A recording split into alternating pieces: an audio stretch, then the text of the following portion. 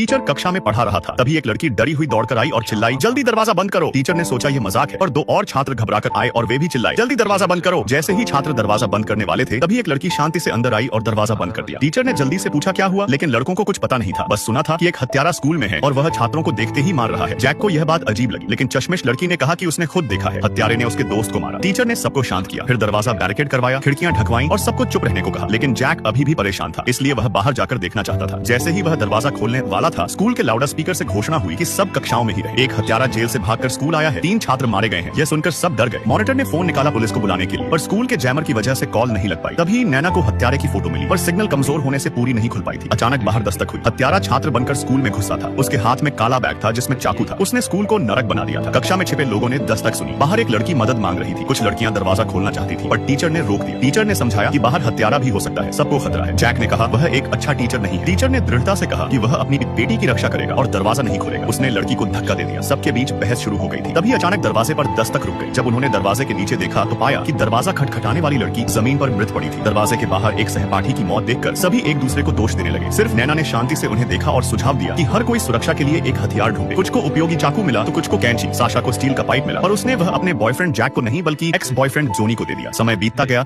और शाम हो चुकी थी। सभी कक्षा में बचाव के आने की प्रतीक्षा कर रहे थे। टीचर की बेटी प्यास से तड़पने लगी। टीचर ने पूछा क्या किसी के पास पानी या भोजन है, पर किसी ने जवाब नहीं दिया। साशा अपना बैग उतारने ही वाली थी कि उसके बॉयफ्रेंड जैक ने उसे रोक दिया। टीचर ने उनके बैग की तलाशी ली, पर कुछ नहीं मिला। तभी जोनी के हाथ से पानी की बोतल गिर पड़ी। साशा की बोतल जोनी के पास कैसे पहुंची, इससे साशा के बॉयफ्रेंड जैक को और गुस्सा आया। बाहर के गुंडों और कक्षा में चल रहे प्रेम युद्ध ने माहौल को और तनावपूर्ण बना दिया था। बैठे रहना कोई विकल्प नहीं था। टीचर ने सुझाया कि कोई बाहर जाकर स्थिति देखे, और कोई जाने को तैयार नहीं था। सभी ने जोनी की ओर देखा, कहा उसी की वजह से वे फंसे हैं। टीचर ने भी जोनी को मदद लेने बाहर जाने को कहा ताकि वह अपनी बेटी और अन्य छात्रों की रक्षा कर सके। नैना चुपचाप उनका झगड़ा देख रही थी। मजबूरन जोनी दरवाजे की ओर बढ़ा, पर दरवाजा खोलते ही जमीन पर पड़ा शव गायब था। सबका डर और बढ़ गया। दरवाजा खोलते ही गिलियन को बाहर धकेला गया और दरवाजा बंद कर दिया गया। गिलियन बाहर से दरवाजा खोलने की कोशिश कर रही थी, लेकिन कोई मदद नहीं कर रहा था। वह केवल सहपाठियों से वीडियो कॉल कर सकती थी। चारों ओर अंधेरा था। गिलियन चिल्लाई कि वह जोनी को मार देगी। फिर सिग्नल टूट गया। सभी ने जोनी को दोषी ठहराया, इसलिए जोनी गुस्से में गिलियन को खोजने निकल पड़ा। जोनी के जाते ही टीचर ने दरवाजा मजबूती से बंद कर दिया था। सभी को लगा कि जोनी मदद नहीं ढूंढ पाएगा, लेकिन केवल उसकी पूर्व प्रेमिका साशा ही उसका समर्थन कर रही थी। इससे उसका वर्तमान प्रेमी नाराज हो गया